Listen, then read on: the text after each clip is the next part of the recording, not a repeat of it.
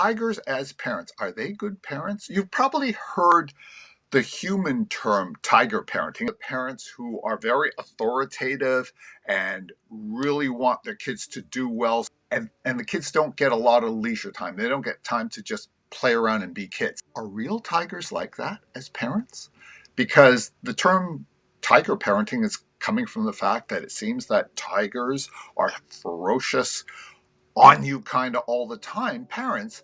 And so that's where the human term comes from. But are tiger parents really like that? Well, for those of you who have been watching little Mila grow up, you've seen the way Mazzy acts around Mila. And Mazzy as a mom, I think, is an excellent tiger mom, but not in the human sense. As tiger parent, she's just making sure everything is done properly. She teaches Mila, but Mazzy gives her the opportunity to play around, and you've seen them because Mila doesn't have brothers and sisters, unfortunately.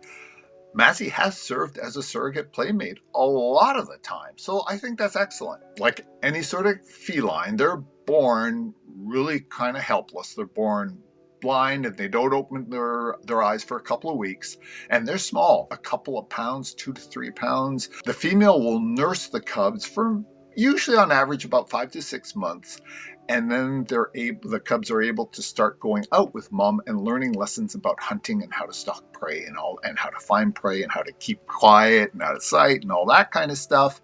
And at about a year of age, the cubs are able to hunt for themselves, but they're not great hunters, so they still tend to stick with mom for 1 to 3 more years. But by that time, especially if there are male cubs involved, male cubs tend to leave a little earlier, and it depends on when they sexually mature and all that, because they want to find and establish their own territories, and nature does that just to make sure that there's not too much inbreeding. Whereas dad in all of this, dad is out walking his territory.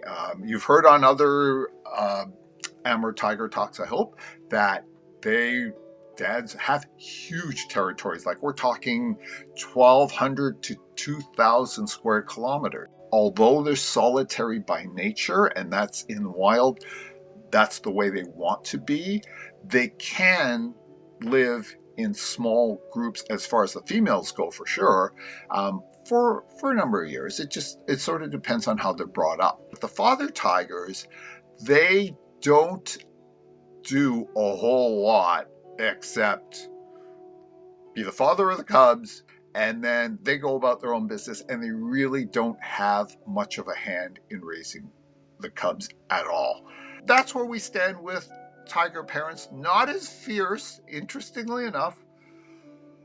Tigers as parents aren't as fierce as human tiger parents. So that's good. That's nice. Thank you very much for joining me. I hope you enjoyed the talk. Keep tuning in to Zoolife TV. Thank you for being a subscriber in this.